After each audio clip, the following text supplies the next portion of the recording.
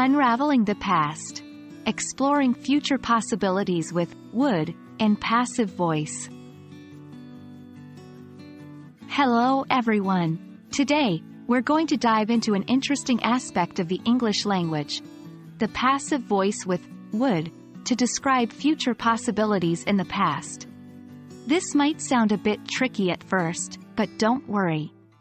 By the end of this video, you'll have a firm grasp on how to use this structure and how it can enrich your English language skills.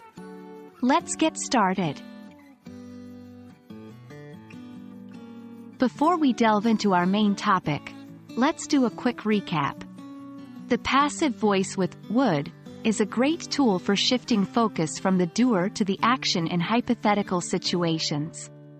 For instance, a sentence like, "The proposal would be accepted by the team," emphasizes the action, the proposal being accepted, rather than who did the action. Now onto the heart of our discussion, using passive voice with would to describe future possibilities in the past. This unique structure lets us talk about potential outcomes or actions from a past perspective. For example, you might say, "The project would be completed by next week." In this case, next week is the future possibility, but it's being discussed from a past point of view. To make this more relatable, let's look at some examples. 1. The homework would be finished by tomorrow.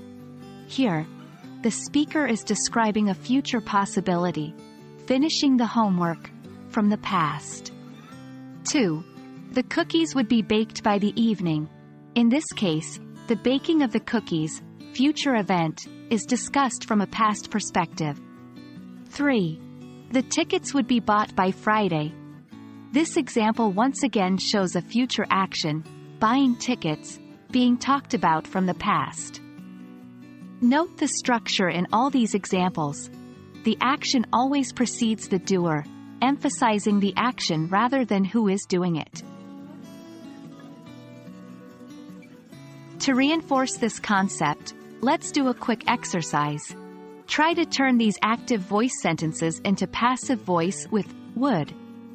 1. They would finish the project next week. 2. She would clean the house by the evening. You can pause the video here and try to create the sentences. Ready? The answers are: 1. The project would be finished by next week. 2. The house would be cleaned by the evening.